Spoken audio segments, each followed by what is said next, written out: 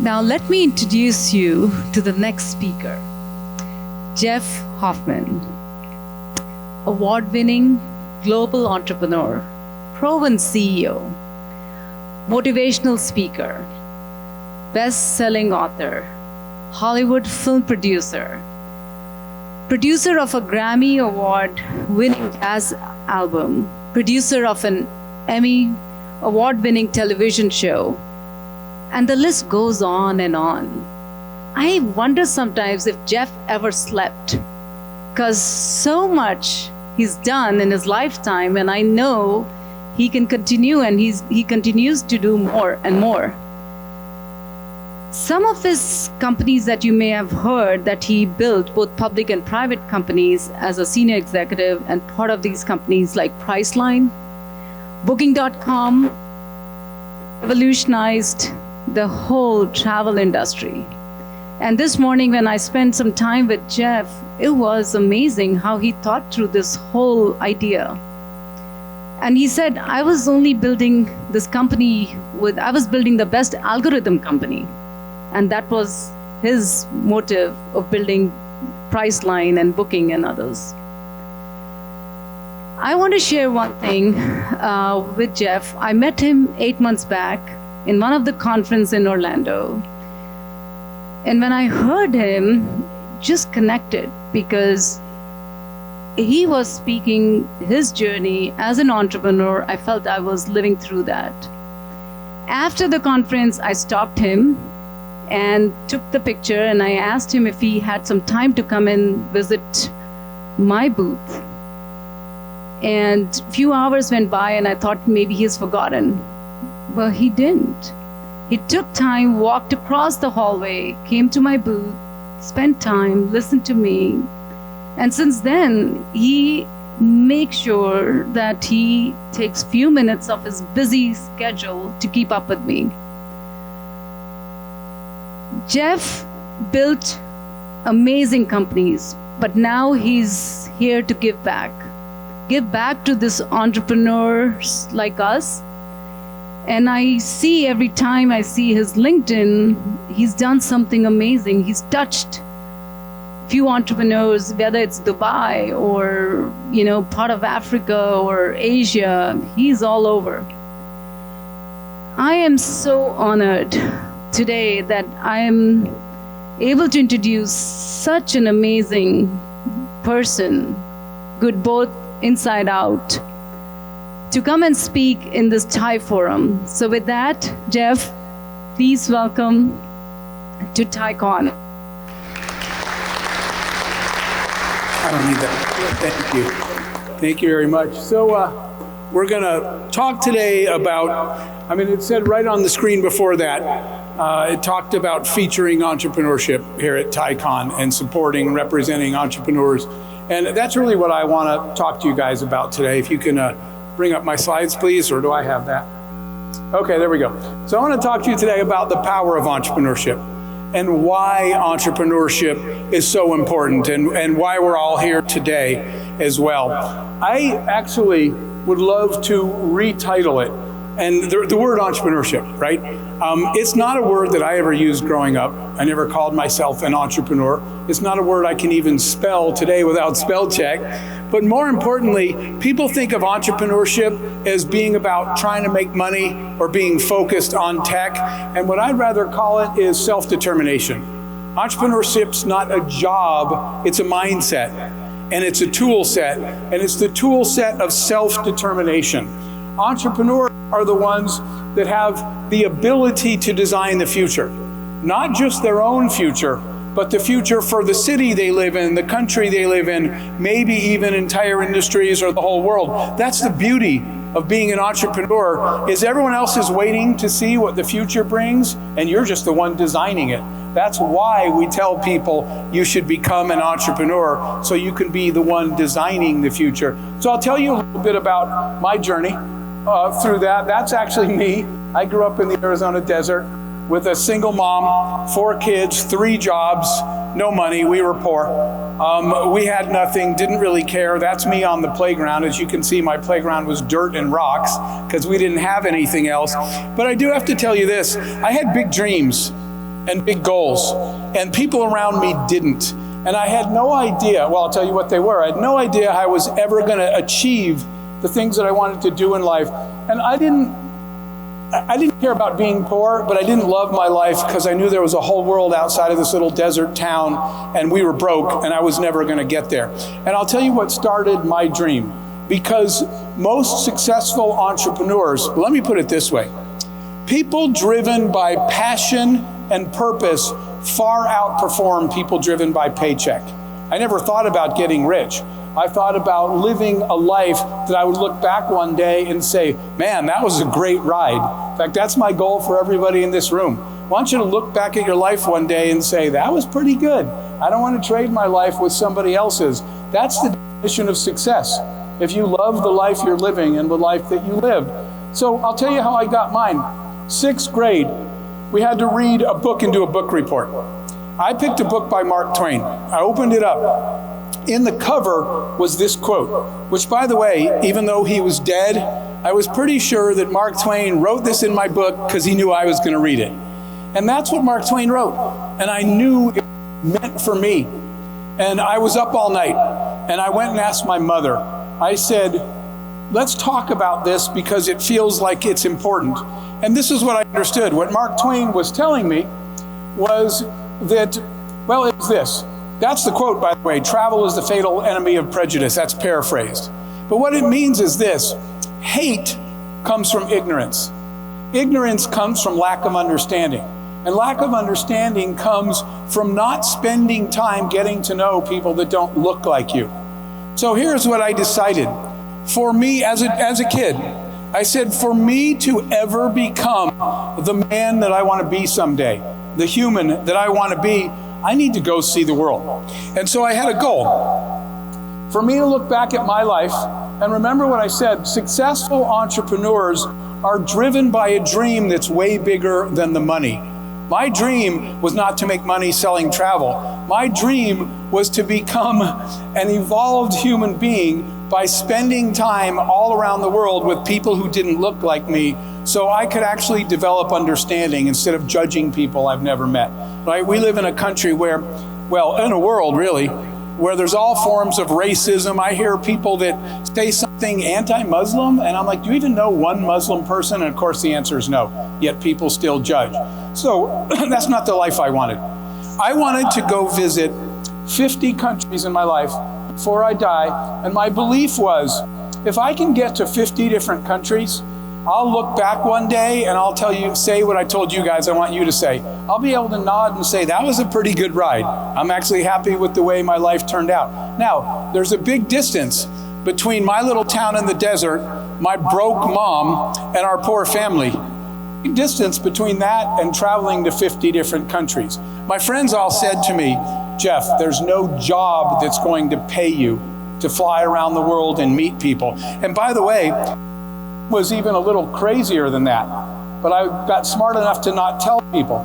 My real goal in my life was to have dinner with 50 families in 50 homes, in 50 cultures, in 50 countries before I die. Only then can I actually say, I understand people. That was the real goal. But you can imagine when I told people I'm going to have dinner with 50 families in 50 cultures in 50 countries, they said, dude, your mom's broke and you're broker. It's never going to happen. Just go get a job.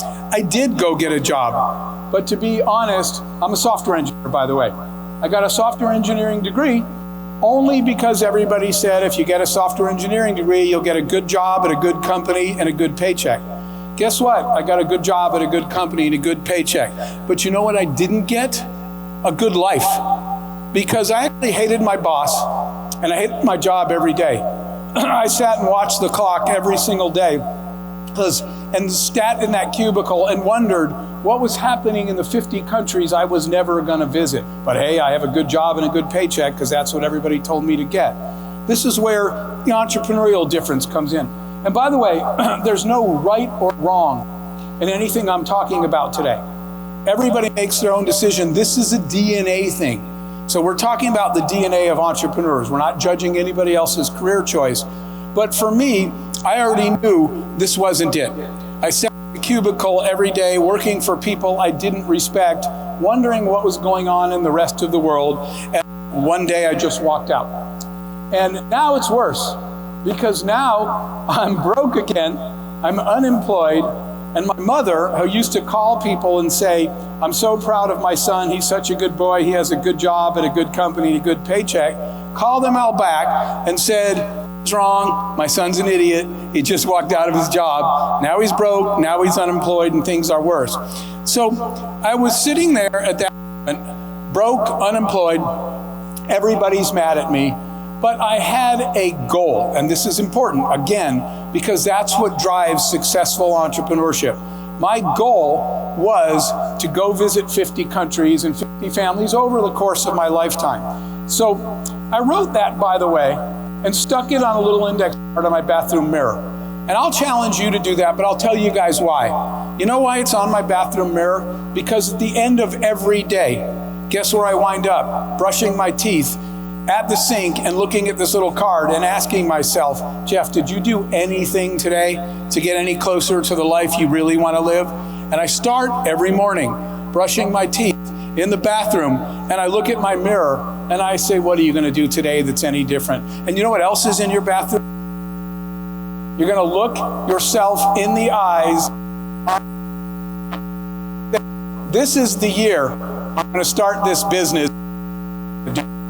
That's why, I don't know, the mic's going on and off. Can you hear me okay still? That's why I stick it on the bathroom mirror, so I can never forget the reason I wake up every single morning.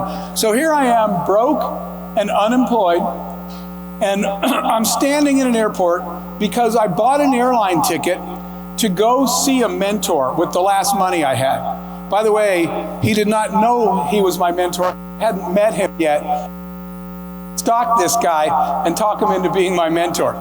Here's what happened. The airport line back then, you had to stand in line at an airport and check in with a human being who gave you a boarding pass, right? You waited in line, you showed them your ID, and they gave you a boarding pass. I stood in line for an hour and a half, and I missed the plane. And I was standing in the airport very upset. But here's where all the pieces come together. I'm standing in the airport, I'm upset because I lost my money when I missed my flight. I do understand that I need to pay my bills and I do need to make money. I'm not saying that's not important, but I also understand that only making money was the job I had and I didn't like it. I also want to live the life that I want to live. And that, again, is the beauty of entrepreneurship, is we design our own future. And we design a future for the world around us as well. So with all that in mind, I got an idea. And I said, I want to travel the world. There is no job that will pay me to travel the world. I don't want to work for a company. And I thought, and I still need to pay my bills. How do you wrap all those things together? Here's an idea. Why don't you start a company in the travel industry where your job is to travel around and you get paid to do it? That is what entrepreneurs do. You design the job you wish you had instead of complaining about yours. You design the company you wish that you worked for instead of complaining about yours. And you solve a problem in the industry you want to be in. So most of you have probably gone to an airport and used one of these kiosks to check into your flight. That was my first invention. When I was 20-something years old, unemployed and broke, I went home, took out a pencil, said, I'm never going to miss a flight again, drew this product, and guess what happened after that? My phone rings, and the first one I can tell you was KLM Royal Dutch Airlines. I don't even know what that was. I don't know what Royal Dutch meant. And they said, hey, Mr. Hoffman, is there any way you could come to the Netherlands so we could see your product, your advice? The next week it was Lufthansa. And so guess what happened, guys? I created the opportunity to live the life I wanted to live by solving a problem in the industry that I wanted to be part of. Ultimately, my goal was to, now you should be much less surprised that I was part of building Priceline.com and Booking.com, because what was the goal? The goal was, if we solve a problem for a lot of people in an industry, we can probably live the life we want through that industry and still pay our bills. These companies, Priceline was a small startup, by the way, not in Silicon Valley, in Connecticut at the time on a little table with a little group of people that today, the overall company, you guys hopefully know that Priceline and Booking are the same company. The company we started back then today does business in 190 countries, and I almost hate to say this second part because money was never the driver. Today, everybody's talking about building the billion-dollar company. We never talked about the money or the size of the company, but coincidentally, this company today is worth $100 billion today, and it was started on a card table. So it turns out that you can live the life you want to live and still pay your bills at the same time. My goal was to have dinner with 50 families in 50 countries, and these are just some pictures. By the way, on the lower, I think that's the lower left there on your side, that was my last visit to India, where I taught entrepreneurship to children all across southern India, and it was one of the coolest trips I've ever been on. But I have had the opportunity now to have dinner with families and visit over 100 countries. The goal was 50. The crazy part of this, thank you, of visiting 100 countries and meeting families and learning about their culture is I got paid to do that, and that's all I ever wanted to do. That's the beauty of entrepreneurship. Now, I will tell you though, this, I learned a really important lesson. Everybody around me was talking about money, and investors will come up, I hear it today, investors come up and say, what's your exit strategy? And I look at these people and I think, exit strategy? What's your entrance strategy? What are you people selling, a PowerPoint? I see these entrepreneurs that have a PowerPoint and they're already looking at the car they're gonna buy when they exit. It's all about the entrance strategy, right? And so this is the way I summarize that for entrepreneurs today. Don't chase money, chase excellence, because money follows excellence. I never once had an exit strategy, and several of our companies have been part of 8 startups.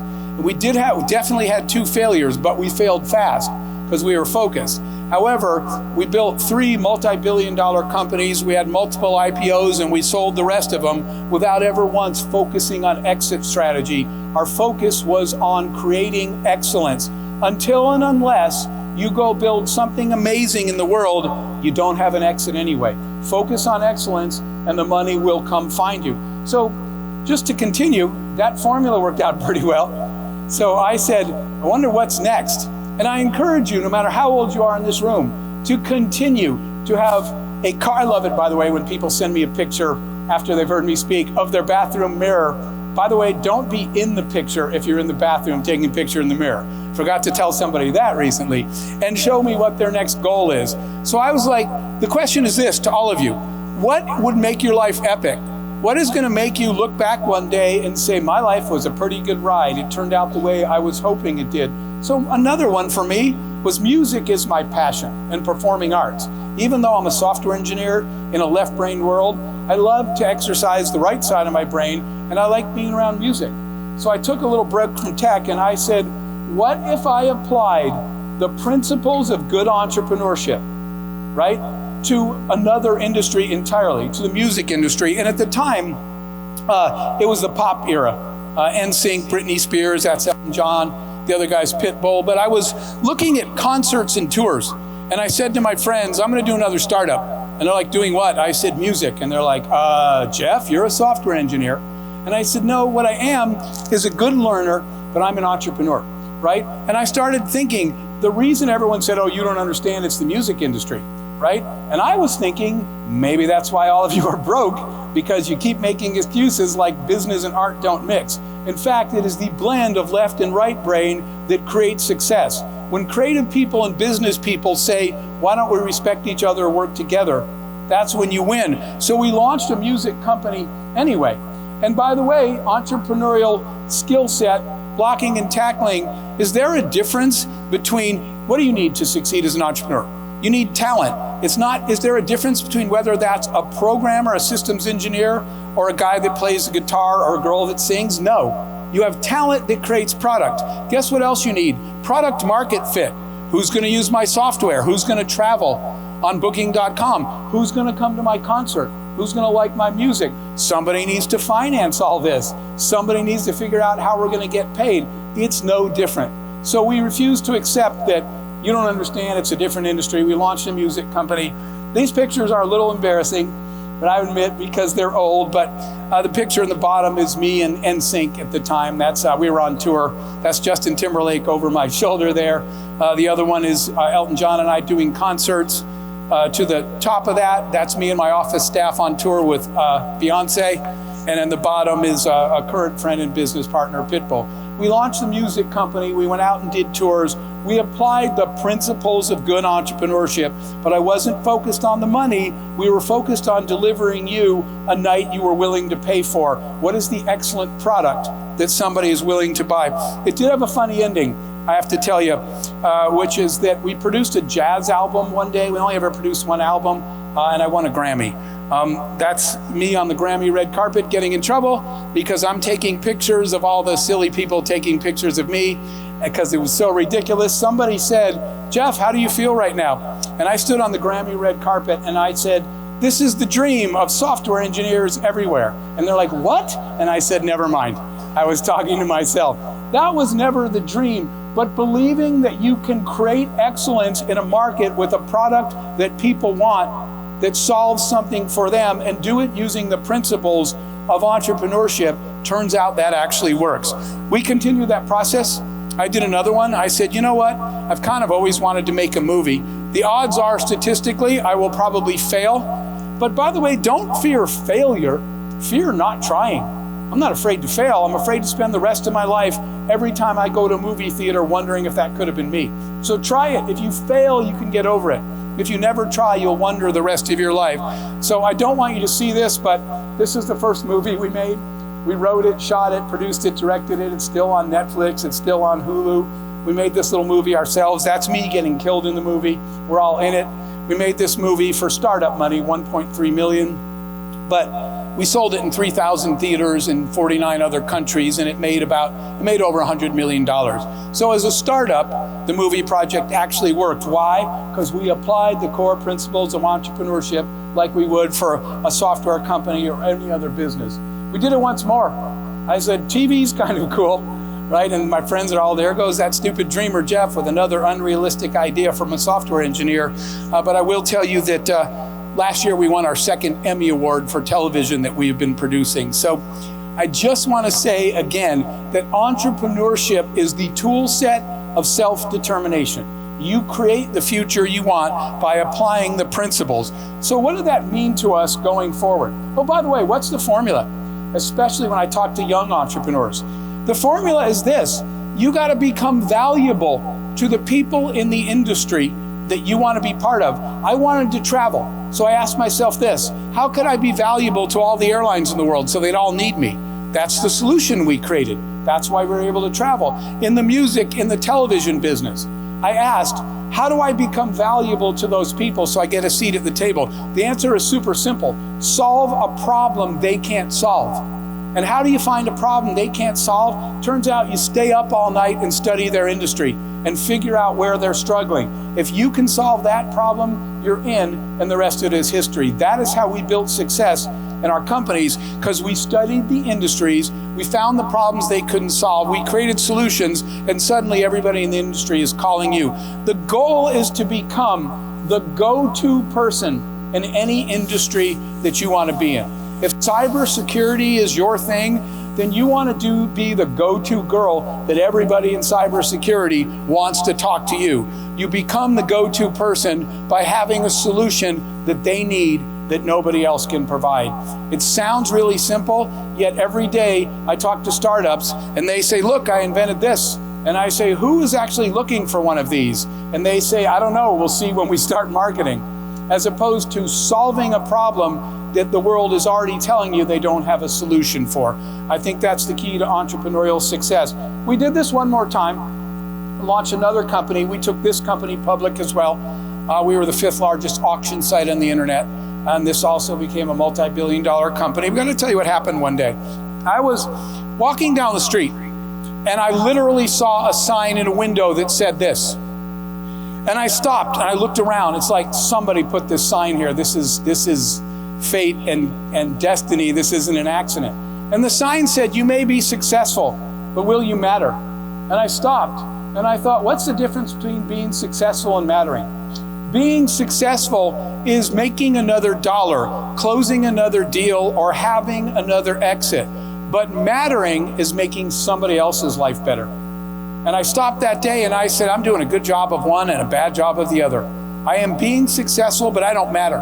I don't matter until I make somebody else's life better around me. And it changed my life. And I was home one night and I turned on the TV and I was feeling a little bit guilty about having success when a lot of people weren't. And I'll tell you this quickly in the interest of time, but there was a story on TV and there was a bunch of women in a house crying. And I thought there was a crime. It was in my city, so I stopped to watch, and it wasn't.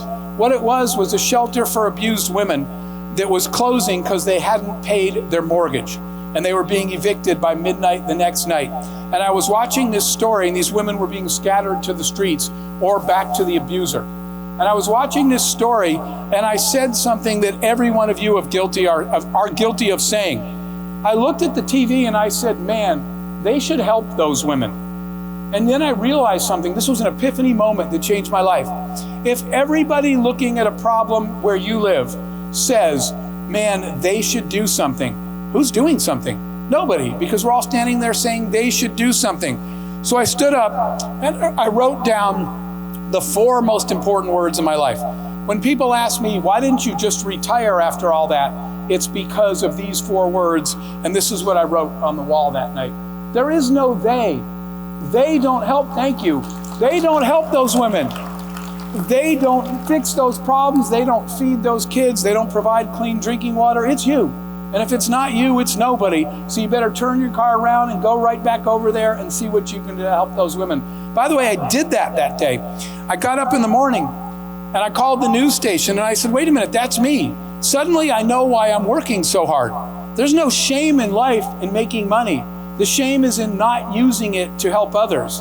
And that changed my relationship with business, success, and money. I didn't feel bad anymore. I got excited. I called the bank and I got all the info. And I did not want to be in the story because the story needs to be about women, not me. So I anonymously basically bought the house and drove over, hid my car down the street, walked over and told the women they could stop crying, they could settle down, everything is paid for now, and they could just relax for the next year. And that night, they went on the news and they were talking to the woman that ran the house, and they were all crying again. And the reporter said, this time it's tears of joy. And she said, what happened? And the woman said something interesting. She said, it was a miracle. Some strange man came in and paid for everything and disappeared.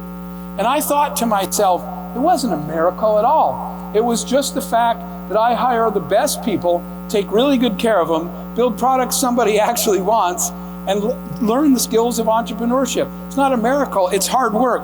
So I wrote something else on my wall that's still there.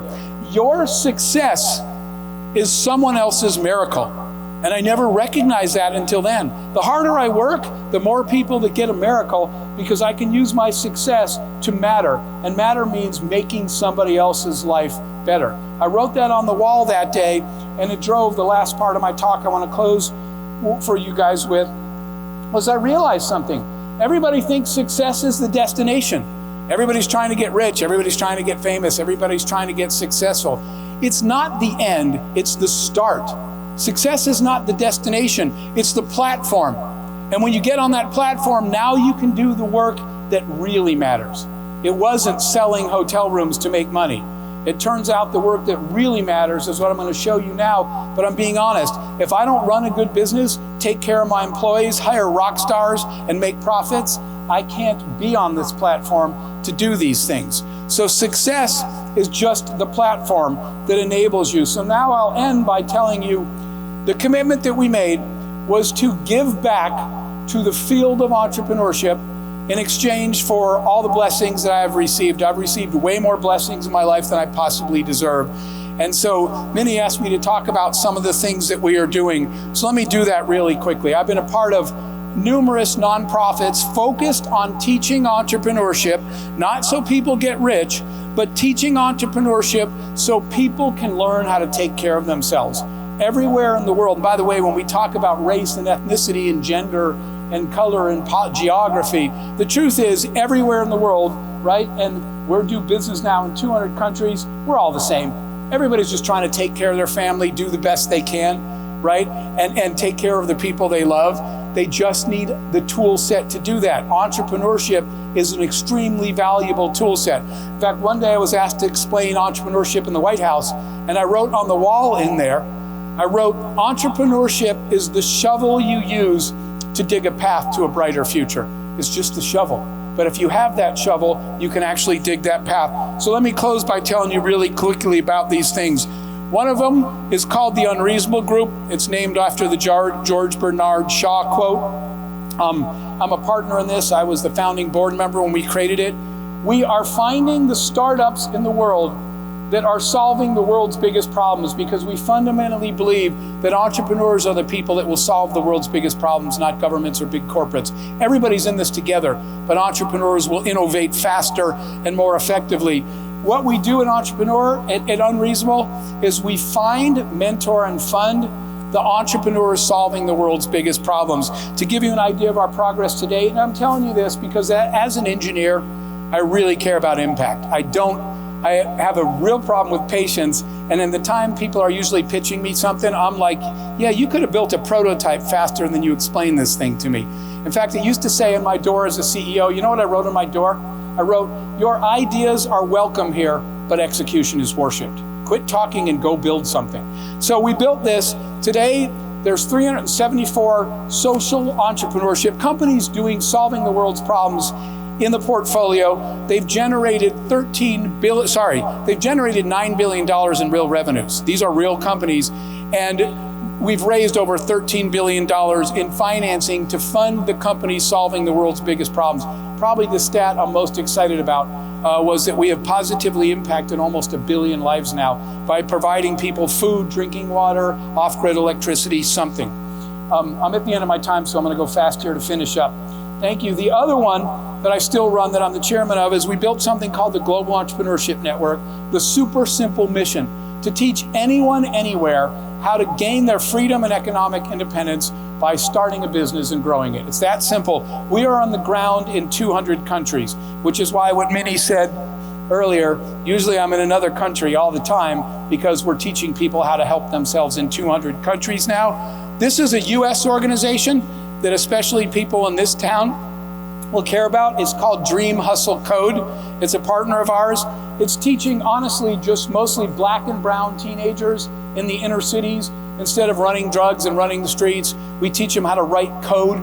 We teach them how to write games. We show them careers in tech and entertainment that give them a career path that nobody ever showed them before. And then the last one, I have my own personal youth charity that we created. It's called World Youth Horizons. At World Youth, we have a simple goal to give children in the world that have no chance at a better life, a chance at a better life. Step one is we get them a place to live and food and medical care. In Uganda, we build orphanages. In Ethiopia, schools. We're housing kids that the world doesn't want. And then the most important part of it, and that's why, sometimes when people donate and help us, every donation sends another child to school. The most important part is if we don't have to build the school, which we will, we send them to school so they have a chance to get the most valuable currency in the world, which, by the way, is not money, it's knowledge. The currency they need most is knowledge. We set up opportunities for children to get educated. That's how we're repaying the debt that the field of entrepreneurship gave us. Thank you guys so much for letting me spend some time with you today. I appreciate it.